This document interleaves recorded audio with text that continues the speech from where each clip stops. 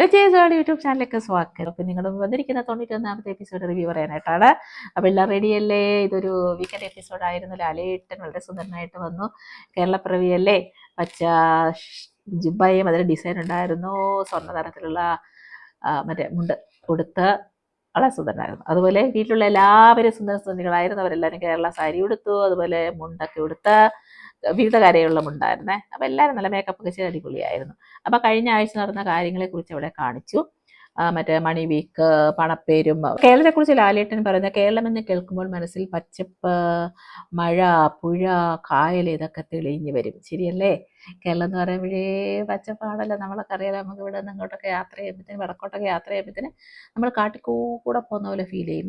അപ്പം ശരിയല്ലേ? കേരളത്തിൽ കേൾക്കുമ്പോൾ പച്ചപ്പല്ലേ നമ്മുടെ മനസ്സിൽ വരുന്നത്. അത് കഴിഞ്ഞിട്ട് കഴിഞ്ഞ ആഴ്ചയിലെ കാര്യങ്ങളെക്കുറിച്ച് കാണിച്ചു. ന്യൂഡേ ക്യാപ്റ്റൻസി, അതുപോലെ മണി വീക്ക് കുറേ ഉണ്ടായിരുന്നല്ലോ.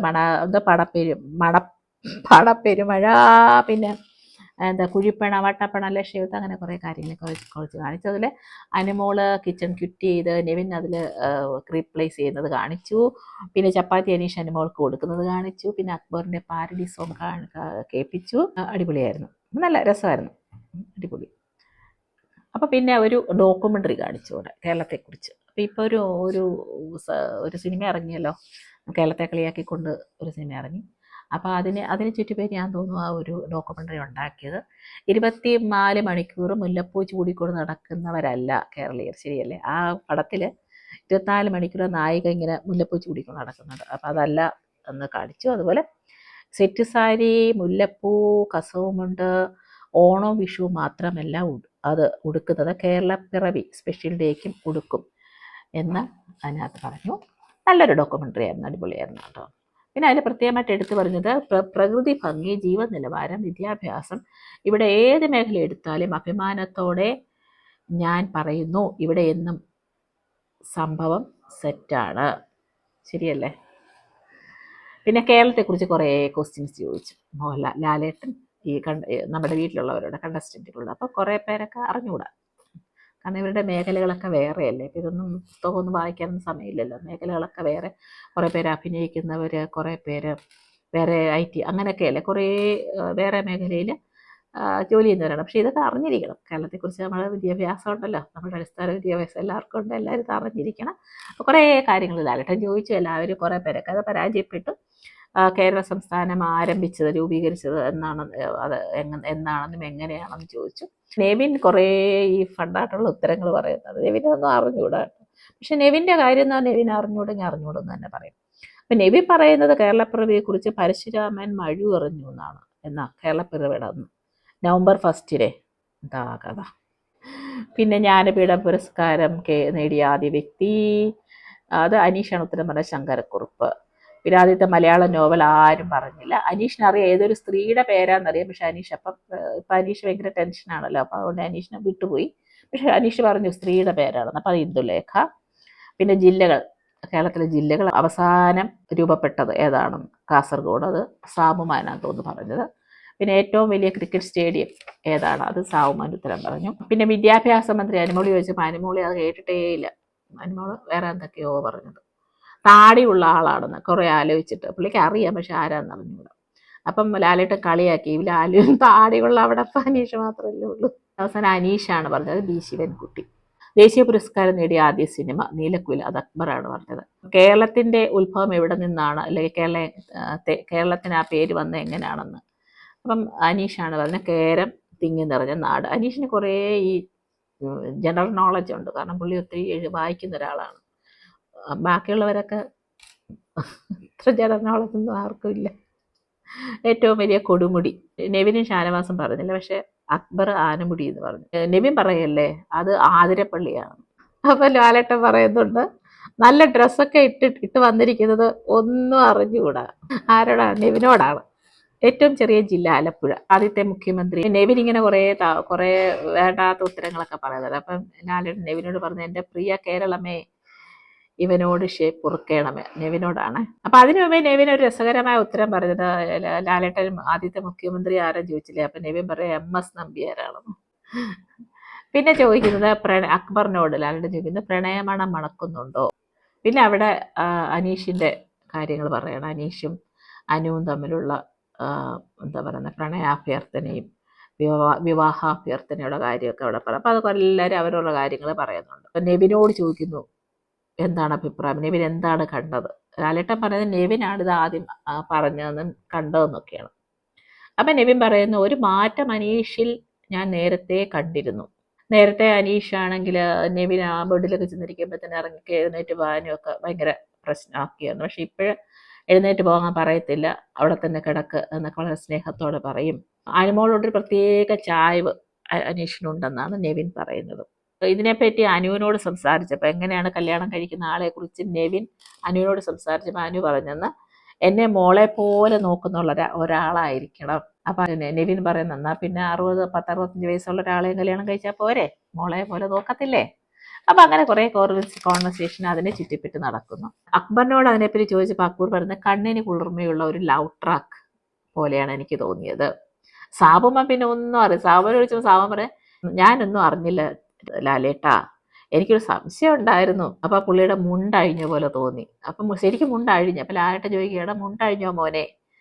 അഴിഞ്ഞു ലാലേട്ടാ. അപ്പം പിന്നെ അത് അക്ബർ ചേർന്ന് ആ മുണ്ട് ഉടുത്തു കൊടുക്കും. ഈ സ്ഥാപകനാണ് ഈ പറയുന്ന കാര്യം കറക്റ്റായിട്ടൊക്കെ പറയുക കേട്ടോ. പുള്ളി അത് അഭിനയമൊന്നും അല്ലെന്ന് എനിക്ക് തോന്നുന്നത്. പുള്ളി അങ്ങനെ തന്നെയാണ്. അപ്പം പുള്ളിയുടെ ഒരു ഒരു ഒരു ഒരു ഇവിടെ ഇങ്ങനെ ഒരു പ്രത്യേക ഒരു ഒരു ഇത് കാണിക്കും. എനിക്കത് ഭയങ്കര ഇഷ്ടം. ഇങ്ങനെ വെച്ചിട്ട് ഇങ്ങനെ ആക്കുന്ന ഒരു സാധനം എനിക്ക് ഭയങ്കര ഇഷ്ടമാണ്. മുണ്ടഴിഞ്ഞ സമയത്ത് ലാലേട്ടൻ ചോദിക്കുന്നുണ്ട് കേരളപ്പിറവി ദിനമായിട്ട് മുണ്ടുടുക്കാൻ അറിയാത്തൊരു പയ്യൻ. ശരി, ഇപ്പോഴത്തെ കുഞ്ഞുങ്ങൾക്കൊന്നും അധികം അങ്ങനെ ഉടുക്കാനൊന്നും അറിയത്തില്ല. പണ്ടൊക്കെ ആണല്ലോ മുണ്ടൊരു എല്ലാവരും ഉടുക്കുന്ന ഒരു പ്രായം കഴിഞ്ഞാൽ പിന്നെ മുണ്ടായിരുന്നല്ലോ. ഇപ്പം അങ്ങനെ പുതിയ ജനറേഷൻ അത് അറിയത്തില്ല. പിന്നെ വല്ലപ്പോഴും ഓണത്തിനൊക്കെയാണ് മുണ്ടുടുക്കുന്നത്. അപ്പോൾ കഴിഞ്ഞ ഓണത്തിന് എൻ്റെ മോന് പാനിയുടെ പുറത്ത് പറഞ്ഞാൽ ഞങ്ങൾ സദ്യ കഴിക്കാൻ ചെന്ന ടൈമിൽ അവിടെ ചെന്നപ്പോഴാണ് പുള്ളിക്കാരൻ കാറിൽ നിന്ന് ഇറങ്ങിയിട്ട് പാനിൻ്റെ പുറത്തോട് ആ മുണ്ട് ഉടുത്തിട്ട് ഈ സദ്യ കഴിച്ചിട്ട് അവിടെ വെളിയിൽ ഇറങ്ങിയിട്ട് ആ മുണ്ടങ്ങ് അഴിച്ചു മാറ്റി. അപ്പം അതേ അറിയത്തുള്ളവർക്ക്. അപ്പം സാബമ്മ പിന്നെ പറയാതെ എനിക്കൊരു സംശയമുണ്ടായിരുന്നു, ഏതോ ചുറ്റിക്കളി ഇവിടെ നടക്കുന്നുണ്ട്, പക്ഷേ ഇത് ഇവിടം വരെ എത്തുമെന്ന് ഞാൻ അറിഞ്ഞില്ല എന്ന് സാബമ്മ പിന്നെയും പറയുന്നു. അപ്പം ആദിലോട് ചോദിച്ചു. ആദിലേ പറഞ്ഞു ഈ ഒരു കാര്യത്തെപ്പറ്റി എന്നോട് അനു പിന്നെ പറഞ്ഞിരുന്നു, അനീഷേട്ടൻ ഇങ്ങനെ വിവാഹപ്പുറത്തെ നടത്തിയെന്ന് പറഞ്ഞിരുന്നു. അപ്പം അനീഷിനോട് ചോദിക്കുകയായിരുന്നു ലാലേട്ടൻ അത് പ്രാങ്കായിരുന്നോ, ഈ പറഞ്ഞത് പ്രാങ്കായിരുന്നോ. അപ്പം അനു വിചാരിച്ചല്ലോ ഇങ്ങനെ ഒരു വിവാഹാഭ്യർത്ഥന നടത്തിയപ്പോൾ ഇത് പ്രാങ്കാണോ എന്ന് അനു സംശയം ഉണ്ടായിരുന്നു. അപ്പം അനീഷിനോട് ലാലേട്ടൻ ചോദിക്കുകയാണ് ഇത് പ്രാങ്കായിരുന്നു. അപ്പം അനീഷ് പറഞ്ഞു അല്ല, അങ്ങനെ ഒരു ഫീല് തോന്നി. അപ്പം അതങ്ങ് പറഞ്ഞു. അപ്പം എല്ലാവരും കൈയടിക്കുന്നു. അപ്പം എല്ലാവരും എല്ലാ കണ്ടസ്റ്റൻറ്റും എല്ലാ അവിടെ ഇരിക്കുന്ന എല്ലാവരും പറഞ്ഞു എല്ലാവരും നിങ്ങളോട് കൂടെയുണ്ട്. അപ്പം അക്ബർ ഞാൻ സപ്പോർട്ട് ചെയ്യും. ലാലേട്ടൻ ചോദിക്കുന്നു അനീഷിനോട് അത് പ്രേമമാണോ, പ്രണയമാണോ, സ്നേഹമാണോ, അനുകമ്പയാണോ, കരുതലാണോ. അപ്പം അനീഷ് പറയുന്നത് ലാലേട്ട അതെല്ലാം കൂടിയാണ്. അപ്പം അനീഷ് അത് സീരിയസ് ആയിട്ട് തന്നെയായിരുന്നു തോന്നുന്നു. ഷാനവാസിനോട് ലാലേട്ടൻ ചോദിക്കുകയാണ് അനീഷിൻ്റെ ഹൃദയമെടുത്ത് ഷട്ടിൽ തയ്ച്ച് നിൽക്കുന്ന ആൾ എന്ന് പറഞ്ഞാൽ ഷാനവാസിൻ്റെ ആ ജുബയുടെ അടുത്തൊരു ഹാർട്ടിൻ്റെ ഇത് തയ്ച്ചിട്ടുണ്ട്. അത് രസമുണ്ട്. അതൊക്കെ ഞാൻ എപ്പോഴാണ് ശ്രദ്ധിച്ചത്, അതിന് മുന്നേ ഞാൻ ശ്രദ്ധിച്ചില്ല. അപ്പോൾ നല്ലായിരുന്നു. ലാലേട്ടൻ ചോദിക്കുകയാണ് പ്രണയം കയറ്റി വിട്ട ആളല്ലേ ഷാനവാസ്. അപ്പം ഷാനവാസിന് പേടിയാണ്. അല്ല ഞാനല്ല ലാലേട്ട പ്രണയം കയറ്റി വിട്ടത്. അപ്പം ലാലേട്ടൻ പറഞ്ഞു പ്രണയം എന്ന് പറഞ്ഞാൽ ഒരാളോട് മാത്രമല്ല എല്ലാത്തിനോടും. അപ്പം അനീഷ് നേരത്തെ ഒരു ആരോടും ചിരിക്കത്തില്ല, ആരോടും മിണ്ടത്തില്ല, ഇങ്ങനെ താടിയും പൊക്കി ഇങ്ങനെ നടക്കുന്ന ഒരാളായിട്ട് നമ്മൾ കണ്ടിട്ടുള്ളൂ. അപ്പം അതിൽ നിന്നൊരു വ്യത്യാസം വന്നത് ഈ ഷാനവാസിൻ്റെ ഫ്രണ്ട്ഷിപ്പ് കൊണ്ടാണെന്നാണ് ലാലേട്ടൻ ഉദ്ദേശിച്ചത്. ലാലേട്ടൻ പറഞ്ഞത് പ്രണയിക്കാത്ത ആള് മണ്ടനാണ്. ശരിയല്ലേ, നമുക്ക് പ്രണയം വേണ്ടേ എന്ന് പറഞ്ഞാൽ ഒരാളോടല്ലല്ലോ പ്രണയം, നമുക്ക് എല്ലാത്തിനോടും പ്രണയം വേണമല്ലോ, എന്നാലേ നമുക്ക് ഈ ലോകത്ത് ജീവിക്കാൻ പറ്റത്തുള്ളൂ. ഷാനവാസ് പറഞ്ഞു എന്നോട് ഇതൊന്നും പറഞ്ഞിട്ടില്ല, എന്നോട് രഹസ്യങ്ങളൊന്നും പറഞ്ഞിട്ടില്ല എന്ന് ഷാനവാസ് പരാതി പറഞ്ഞു. അനീഷ് പുള്ളിയോടൊന്നും പറഞ്ഞിട്ടില്ല എന്ന്. അപ്പം ലാലേട്ടൻ പറയുന്ന രഹസ്യങ്ങൾ മിത്രത്തിനോട് പോലും പറയരുതെന്ന് നൂറയോട് ലാലേട്ടൻ ചോദിക്കുന്നുണ്ട്. ഇങ്ങനെയൊക്കെ നടന്നത് നിങ്ങളുടെ ക്യാപ്റ്റൻസി ടൈമിൽ അപ്പം നിങ്ങളൊന്നും അറിഞ്ഞില്ലേ. അപ്പം നൂറ പറഞ്ഞ് എനിക്കറിയാമായിരുന്നു. അത് നമ്മൾ നേരത്തെ കഴിഞ്ഞ എപ്പിസോഡിൽ കണ്ടായിരുന്നു. നൂറയോട് അനുപോയി ഇത് പറയുമ്പോഴത്തേന് ഈ അനീഷിൻ്റെ കാര്യം ഇങ്ങനെ ചോദിച്ചു എന്ന് പറയുമ്പോൾ നൂറ ഒരു പ്രത്യേക ഭാവവ്യത്യാസമൊന്നും ഉണ്ടായില്ല. അപ്പം നൂറ പറയുന്നത് ഞാൻ പ്രതീക്ഷിച്ചത് തന്നെയാണ്. അത് തന്നെയാണ് നൂറ അപ്പം അവിടെയും പറഞ്ഞത്.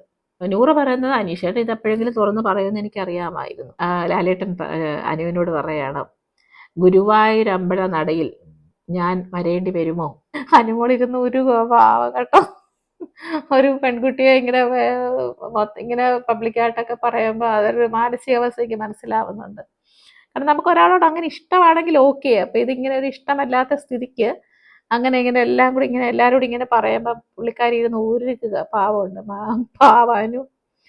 അപ്പം അനു പറയുന്ന ഉണ്ട്, പക്ഷെ അത് 2 വർഷത്തിനകമായിരിക്കും.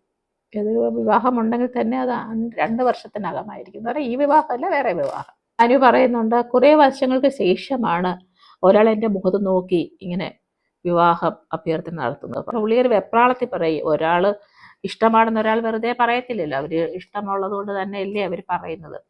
പക്ഷെ അനീഷേട്ടൻ ഇങ്ങനെ പറയുമെന്ന് ഞാൻ വിചാരിച്ചില്ല. അനീഷിന് ഒത്തിരി മാറ്റം വന്നിട്ടുണ്ട്. അപ്പം എല്ലാവരും പറഞ്ഞു അതിൻ്റെ കാരണക്കാരി അനുവാണ്, ലാലേട്ടനും പറഞ്ഞു. അപ്പം അനു അങ്ങ് പേടിച്ചു കേട്ടോ. അപ്പം അനു പറഞ്ഞു ഞാനല്ല കാരണക്കാരി. അനുമോൾ ലാലേട്ടനോട് പറയാണ്, ഞാൻ അങ്ങനെ ഇങ്ങനെ ഒന്നും അനീഷിനോട് മിണ്ടത്തില്ല. അപ്പം ചോദിക്കുന്നുണ്ട് ആദ്യം അലിഞ്ഞത് എപ്പോഴാണ് അനീഷിനോട് ലാലേട്ടൻ ചോദിക്കുകയാണ്. ഇങ്ങനൊരു ഫീലിംഗ് വന്നല്ലോ. അപ്പം എപ്പോഴാണ് ഇങ്ങനെ ഒരു ഹൃദയത്തിൽ ഇങ്ങനെ അലിവുണ്ടായത്? അപ്പം അനീഷ് പറയുന്നത് ഞങ്ങൾ കിടക്കുന്നത് അടുത്തടുത്താണ്. അപ്പം എല്ലാവരും ഞെട്ടി. അയ്യോ, എവിടെ അടുത്തടുത്ത് കിടക്കുന്ന, പുള്ളി വിചാരിച്ച അടുത്തടുത്ത ബെഡെന്നാണ്. അപ്പം അതിൽ തിരുത്തി കൊടുക്കുന്നു അനുമോള്.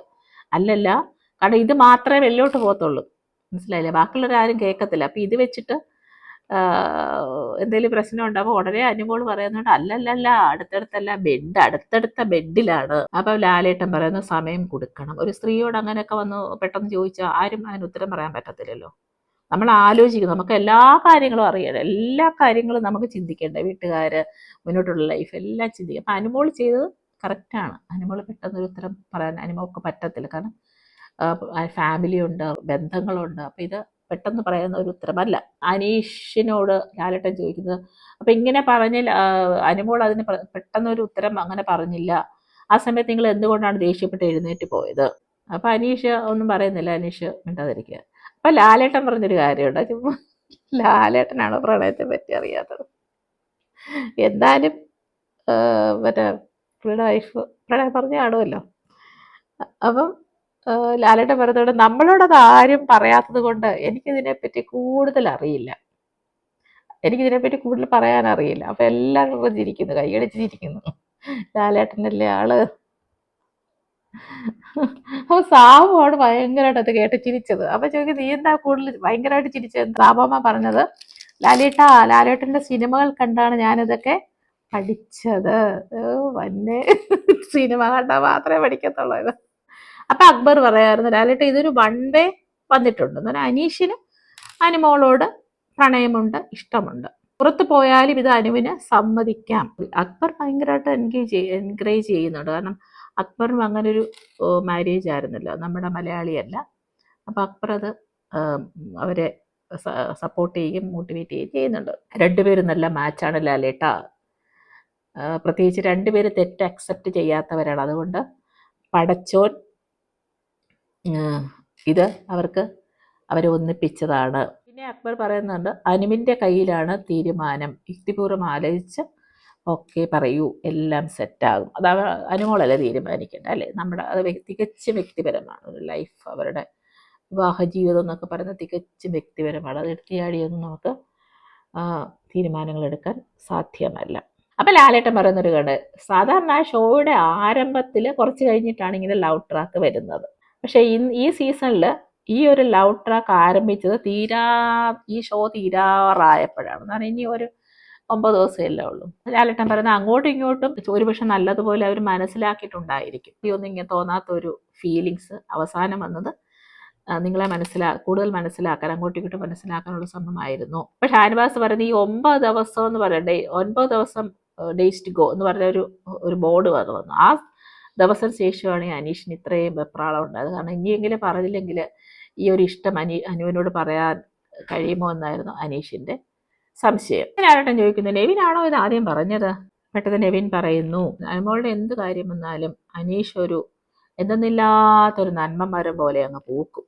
അമ്മക്കോഴി കുഞ്ഞുങ്ങളെ പരുന്തിൽ നിന്ന് രക്ഷപ്പെടുത്തുന്നത് പോലെ അനീഷ് ചിറക് വിരിക്കും.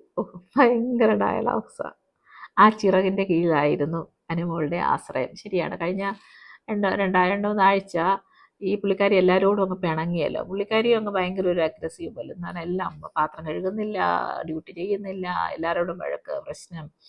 ആ സമയത്ത് അനീഷായിരുന്നു അനുവിൻ്റെ ഒരു ആശ്രയം.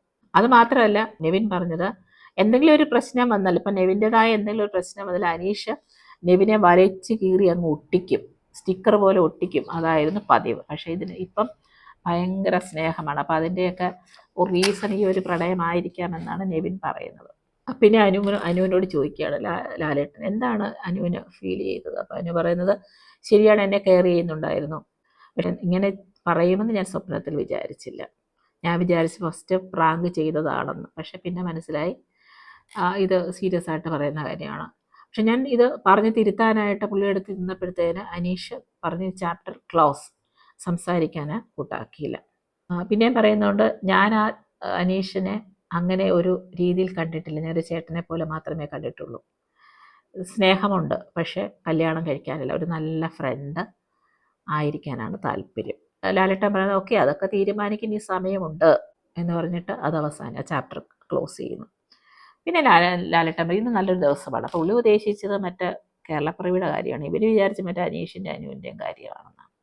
പക്ഷേ കേരളപ്പിറവിയുടെ കാര്യമാണ് ലാലേട്ടൻ വിചാരിച്ചത്. അപ്പോൾ 2 കേക്ക് വന്നു.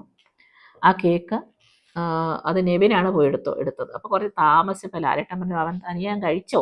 അപ്പം ഇങ്ങനെ പുള്ളിക്കാരൻ ഇങ്ങനെ കേക്ക് പിടിച്ചുകൊണ്ട് ഇങ്ങനെ വരികയാണ്. രസമാണ് വരവ് കാണാൻ. അപ്പോൾ ലാലേട്ടൻ പറഞ്ഞു ഇതാ പെൺകുട്ടി ഇഷ്ടമായി എന്ന് പറഞ്ഞാൽ പെണ്ണ് കാണാൻ വരത്തില്ല അതുപോലെ. അതൊരു ഫണ്ണായിരുന്നു. ലാലേട്ടൻ പറയും നീ നല്ലൊരു തുടക്കം ആകട്ടെ കേരളപ്പിറവി. അപ്പം കേക്ക് മുറിക്കുന്ന കാര്യം അവിടെ എല്ലാവരും പറയുന്നു. അപ്പം എല്ലാവരും പറയുന്നത് അപ്പം എല്ലാവർക്കും ഈ അനീഷിൻ്റെ കാര്യം ഒന്ന് ആഘോഷിക്കണമെന്നുണ്ട്. അപ്പോൾ പറഞ്ഞു അനുവും അനീഷും കൂടെ ഇത് മുറിക്കട്ടെ എന്നൊക്കെ. അപ്പം ഹാർട്ട് കേക്കാണ്. അപ്പോൾ അത് അനീഷ് അപ്പം ചിരിച്ചുകൊണ്ട് നിൽക്കുകയാണ്. അനു പക്ഷേ കുറേ ടെൻഷനായി, പാവം പെൺകുട്ടിയല്ലേ. പെൺകുട്ടികൾക്കാണൊക്കെ എപ്പോഴും ഈ ആൺകുട്ടികൾ ടെൻഷൻ തന്നെ, എന്നാലും അത് എക്സ്പ്രസ് ചെയ്യുന്ന പിന്നെ പെൺകുട്ടികളായിരിക്കും. അപ്പം പുള്ളിക്കാരി ഇങ്ങനെ കുറച്ച് വിഷമിച്ച് കുറച്ച് ടെൻഷനായിട്ട് നിൽക്കുന്നുണ്ട്. ആദ്യം ആ കേക്ക് കഴിച്ചില്ല, മാറി നിൽക്കുക. പിന്നെ എല്ലാവരുടെ അക്ബറും ഒക്കെ വിളിച്ചിട്ടാണ് പിന്നെ കേക്ക് കഴിച്ചത്. അപ്പോൾ പിന്നെ ഒരു കോൺവെർസേഷൻ ഉണ്ട്, അനുവിൻ്റെ വിഷമമുണ്ട് എന്ന് പറഞ്ഞാൽ അനുവും ആദിലയും കൂടെ അവിടെ നിന്നുകൊണ്ട് സംസാരിക്കുന്നുണ്ട്. പുള്ളി ഒരുപാട് സന്തോഷിച്ചിരിക്കുക അനു പറയുന്നു. അനീഷ് ലാലേട്ടൻ പറഞ്ഞത് കേട്ടോ, സമയം എടുക്കാമെന്ന്. അയ്യോ എനിക്ക് സമയമൊന്നും എടുക്കണ്ട, എനിക്ക് ഒരു നിമിഷം മതി, ഇത് വേണ്ടാന്ന് വെക്കാം, അല്ലെങ്കിൽ എനിക്കൊരു മിനിറ്റ് മതി, അല്ലെങ്കിൽ ഒരു സെക്കൻഡ് മതി. അപ്പോൾ അനു ആ ടെൻഷനാവുകയാണ്, പാവം ഭയങ്കര ടെൻഷനാവുന്നുണ്ട്. എനിക്ക് സ്വഭാവം അറിയണം എന്ന് പറഞ്ഞാൽ അനീഷിൻ്റെ. പക്ഷേ പുള്ളിയുടെ സ്വഭാവം നല്ലതാണ്, ശരിയാണ്. പക്ഷെ നമ്മുടെ പാർട്ട്ണറല്ലേ, ബാക്കിയുള്ളതൊക്കെ നോക്കണ്ടേ. ശരിയാണ്, ബാക്കിയുള്ളതൊക്കെ നോക്കണമല്ലോ. ഇപ്പോൾ ഒരാൾ വന്നിങ്ങനെ ചോദിക്കുമ്പോൾ ഉടനെ അങ്ങ് പറയാൻ പറ്റത്തില്ല. എന്തെല്ലാം കാര്യങ്ങൾ ക്രമീകരിക്കണം, എന്തെല്ലാം കാര്യങ്ങൾ നമ്മൾ നോക്കണം. പിന്നെ അനുവിൻ്റെ വിഷമം, ഒരു ടെൻഷൻ എന്ന് പറഞ്ഞാൽ, ഒരു പേടി എന്ന് പറഞ്ഞാൽ ഈ അനീഷേട്ട എന്തെങ്കിലും പ്രതീക്ഷിക്കുമോ.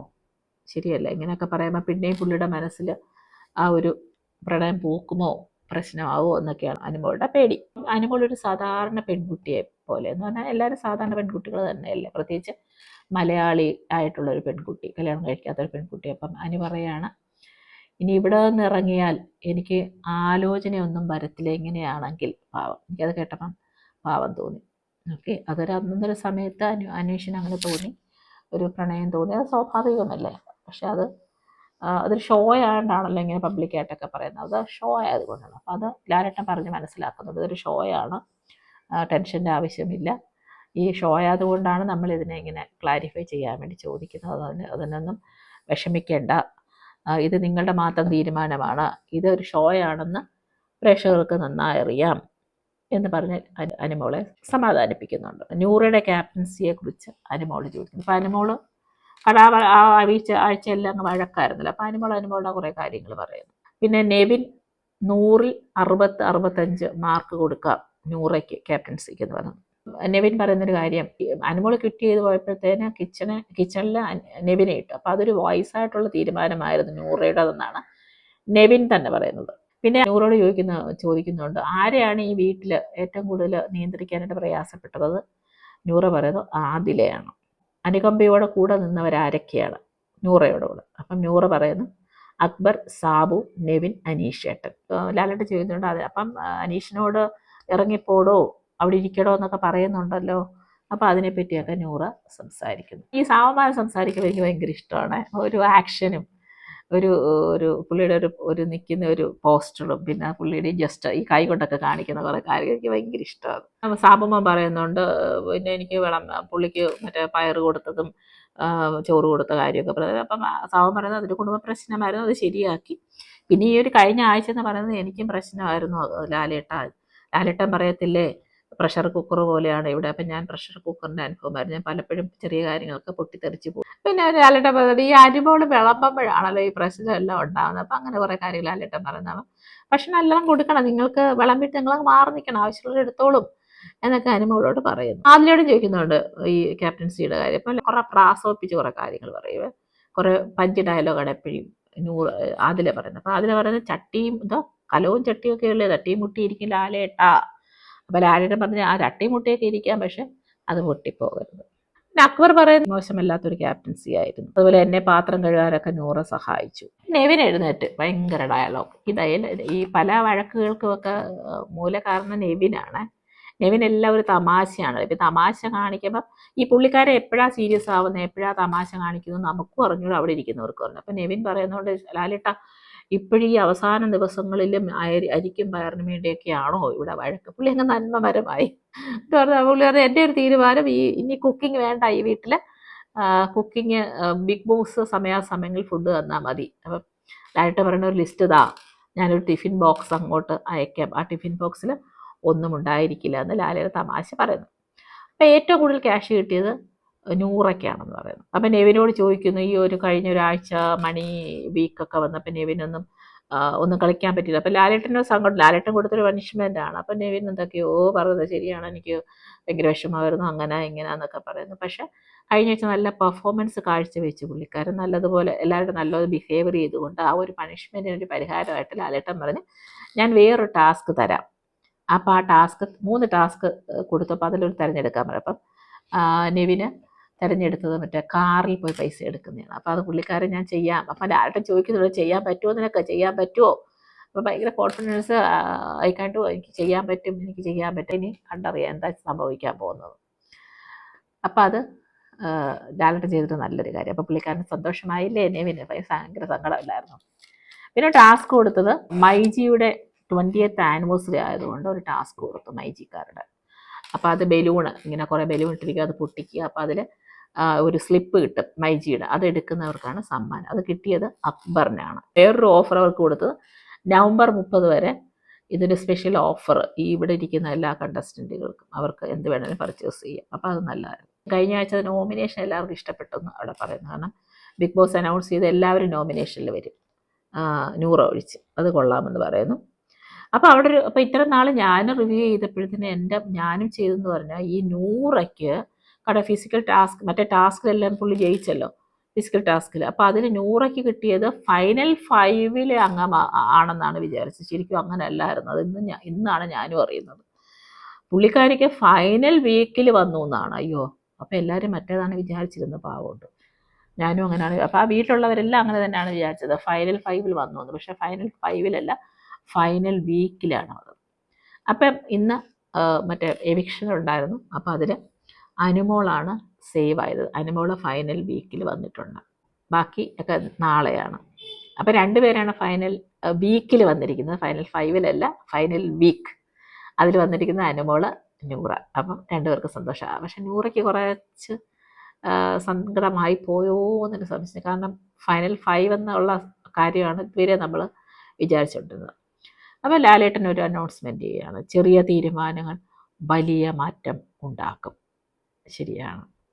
ഇനിയുള്ള നാളുകളിൽ എങ്ങനെയാണ് കാര്യങ്ങൾ മാറി മറിയുന്നത് നമുക്ക് അറിഞ്ഞുകൂടാ.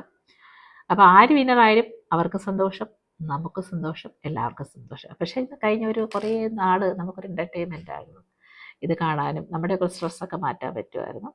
ശരിയാണ്, അവരുടെ വഴക്കൊക്കെയാണ് നമ്മൾ എൻജോയ് ചെയ്തുകൊണ്ടിരുന്നത്. അവരുടെ കാര്യങ്ങൾ നമ്മൾ എൻജോയ് ചെയ്തിരിങ്ങനെ മനുഷ്യരിങ്ങനെ തന്നെയാണല്ലോ അല്ലേ. അവരവിടെ കൂടിയാലും വഴക്കുണ്ട്, പ്രശ്നങ്ങളുണ്ട്, സ്നേഹമുണ്ട്, ദുഃഖമുണ്ട്, എല്ലാം ഉണ്ട്. അപ്പോൾ നമുക്ക് കാത്തിരിക്കാം ആരാ വിന്നറാവുന്നതെന്ന്. അപ്പോൾ ഈ ഒരു എപ്പിസോഡ് തികച്ചും സമാധാനപരമായിരുന്നു. എനിക്ക് ഭയങ്കര ഇഷ്ടപ്പെട്ടൊരു എപ്പിസോഡാണ്. കാരണം കുറേ കാര്യങ്ങൾ കണ്ടു, കുറേ കാര്യങ്ങൾ ഡിസ്കസ് ചെയ്തു. അവർ നല്ല വേഷങ്ങളൊക്കെ ആയിരുന്നു, അടിപൊളിയായിരുന്നു. അപ്പോൾ ഇനി നമുക്ക് ഒരു 9 ദിവസം കൂടെ കാണാം. ഓക്കെ. അപ്പോൾ ഈ ചാനൽ ഇഷ്ടപ്പെട്ടെങ്കിൽ ലൈക്ക് ചെയ്യുക, കമൻറ്റ് ചെയ്യുക, സബ്സ്ക്രൈബ് ചെയ്യുക. ബൈ.